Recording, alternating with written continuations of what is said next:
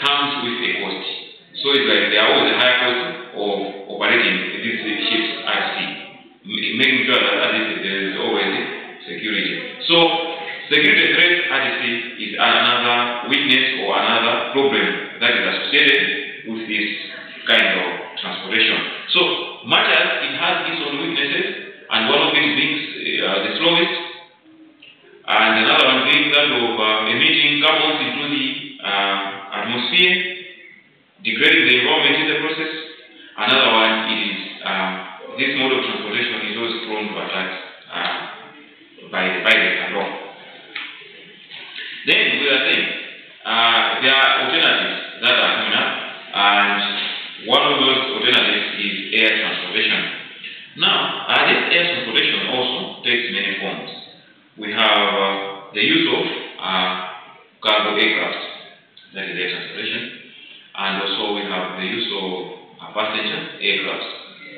And besides that, we also have the use of drones. We have drone technologies. Now, this mode of transportation, if we are to compare with the others, for example, the others in this case, we are referring to land transportation and water transportation, which we are told here that it's been there for thousands of years.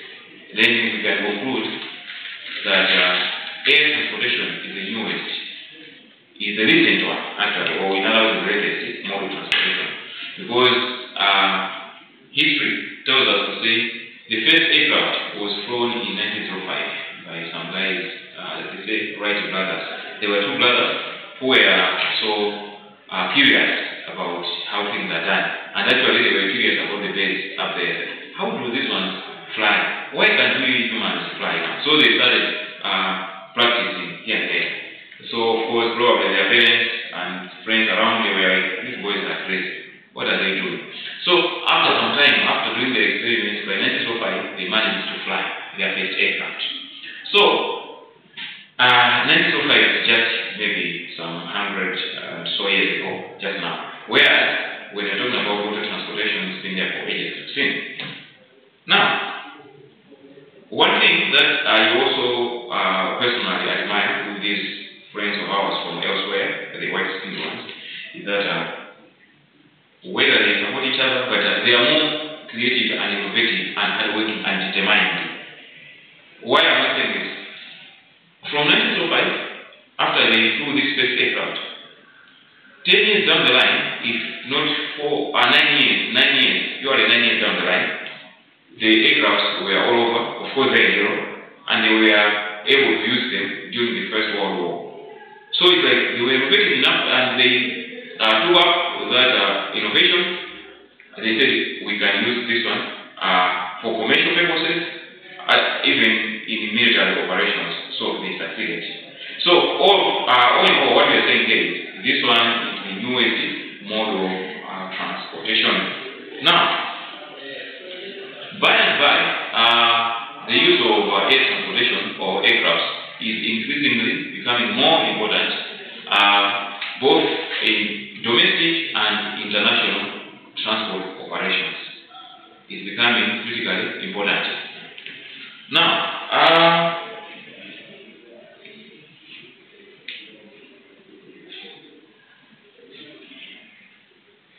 with continually improving technologies and practically unlimited route possibilities, air transportation is the fastest growing and time-efficient shipping mode. And that is the case. That's why many companies, of course, those major ones, for example, Amazon, they have resorted to have their own fleet of aircraft. For example, Amazon, even the courier services like FedEx, they are now having their own fleet. The aircraft that are used just to push their own goods. So they don't have to hire somebody's or maybe to charter somebody's aircraft, but they just use their own. Why? Because they have realized that air transportation is able to help them meet the deadlines and at least to operate quickly and faster. So, in order for each and every organization to stand a competitive edge, speed is also considered to be an important element when it comes to your operation if you want to remain competitive. So, some of those businesses or business organizations are resorting to this one. For the sake of speed, that will help them to gain a competitive advantage. Now, however, this one has some drawbacks. It has some drawbacks or weaknesses. An obvious one is that they are expensive. If you have to ship something from here to wherever you want to take it, using air transportation, it's definitely going to be very expensive for you. But at the same time, all what you want to achieve is speed, isn't it? You want to achieve speed, but you have to bear the consequence of the costs now, you see. So, while you may want to move your stuff faster, you have to make sure that at least the goods that you are moving are of high value. So that at least the value should always make sense. The cost that you are paying to have your goods moved should always make sense. Because now the goods, they have value. Because it doesn't make sense, it cannot make sense rather if you say the value of your goods, let's say, is 500,000 Malawi. But now, the cost of transporting the goods using air transportation maybe is 600 or 700,000 like what. Yes, the customer will be happy because I will receive the shipment in time. But at the same time, how about you? Are you going to make any money, or is it going to make any economic sense? No, definitely not. Yeah, so it's one of the most expensive means of transportation so far. Another disadvantage is that the weight and volume of freight, the freight in this case is the cargo, has to stay minimal to ensure the safety of the freight. So the weight and the volume have to be minimal. So if that is the case, definitely you as a shipper, you are limited now. You as a shipper, you are limited. Why? Because you cannot move large volumes of these things. So say, yes sir, you need me or you need my today?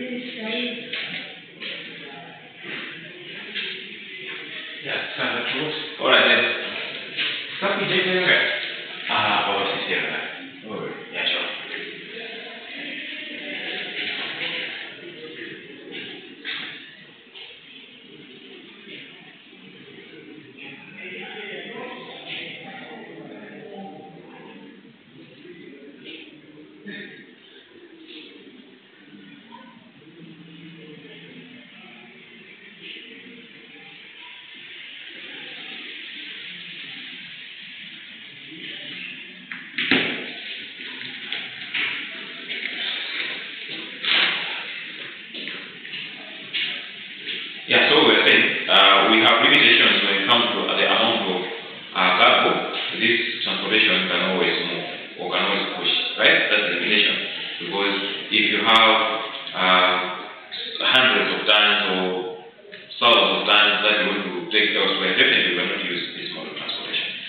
You want to import cement from the Dangote's companies in Nigeria. Maybe you want 1,000 tons, 1,000 tons. You cannot say, no, it's in your month cement per day. It won't make any economic sense. So that's the limitations. Of course, probably the airline can say, okay, don't worry, sir, we'll be carrying for you. Every day we'll be carrying 20 tons for you, or maybe 15 tons for you. We will be giving us so much. They will charge you so high, but it will take time. So in short, that's the limitation. There is also another limitation that is related to that one of water transportation, and that one is emissions. They say the levels of emissions produced by air transportation are also one of the highest. So the emissions are also on a higher side.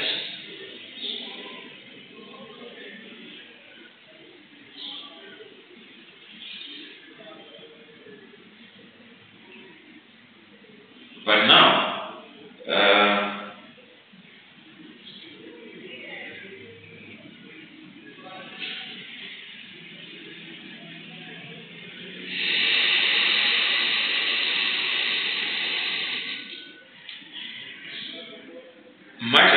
we see that even the issues to do emissions are also an issue there.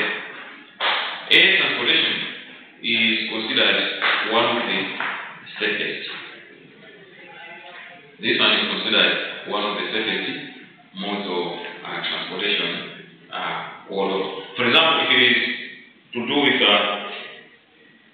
passenger traveling or passenger transportation, this one is the most safest. Why? Because even if we think about accidents that are related to this kind of transportation, they are always rare. Of course they are there, right? Accidents are there, but they are always very rare. Of course, whenever they occur, they are catastrophic as we know them, right? But they are always rare as compared to the other modes of transportation. So whatever the case, but if it is to travel, this is the safest. Now, on air transportation, here we have seen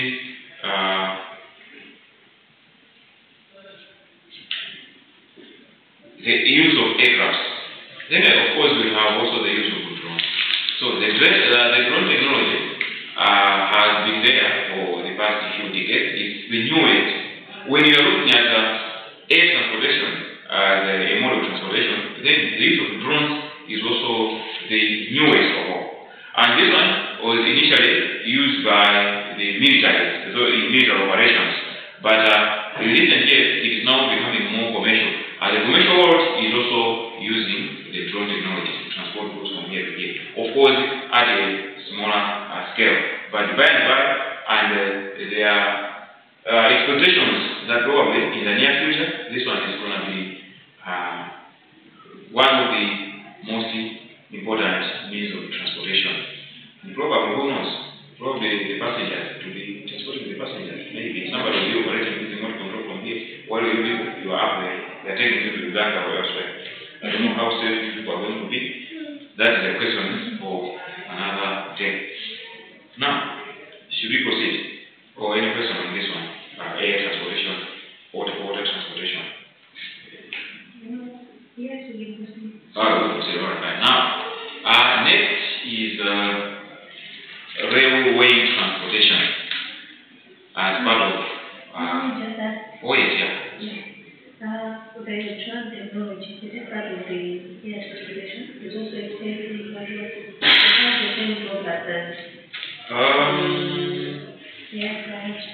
this one, it can have some little drawbacks,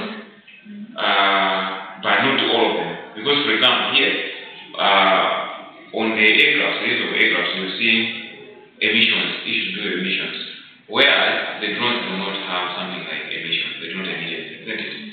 But now, limitations when it comes to the amount of cargo they can carry, those limitations are there. Because in a drone, so far as of now, you cannot carry something probably over a larger amount.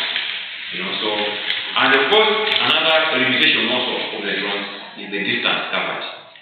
So the distance, if somebody is asking a question, maybe myself I may ask a question, you can suggest things like the distance covered. Because the drones, the distance that is covered by drones are always very limited as compared to the aircraft.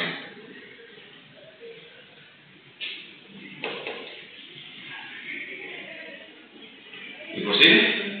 Now we were saying we have the rail transportation. Now, this kind of transportation was invented in 19th century, or maybe around 1900. In fact, towards the end of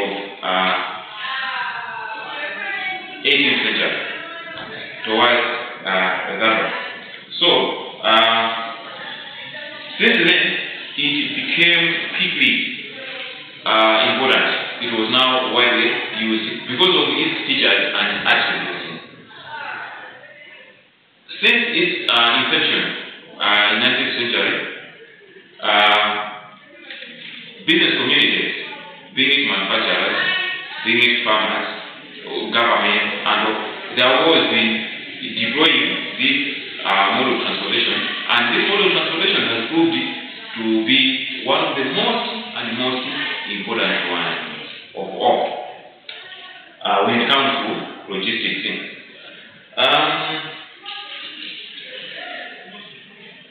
This mode of transportation, it has a number of advantages or strengths. Some of them is that the use of railway transportation or the trains have the capability of carrying heavy loads.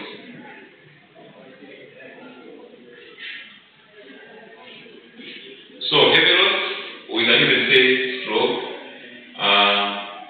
large volumes of goods.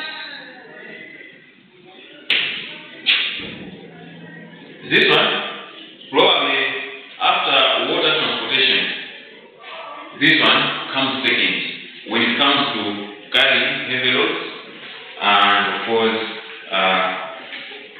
large volumes of cargo.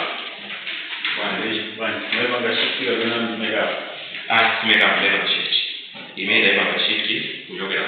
Okay. Imeenda kutoka. Yeah. Kitulomia kalomia na zangu ndio na.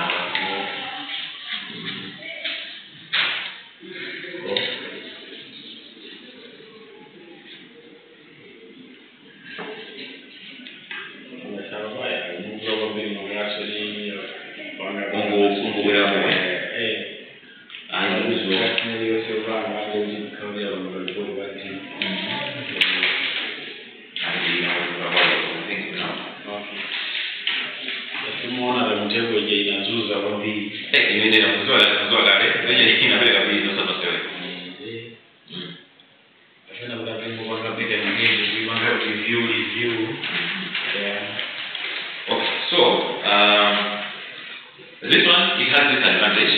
One,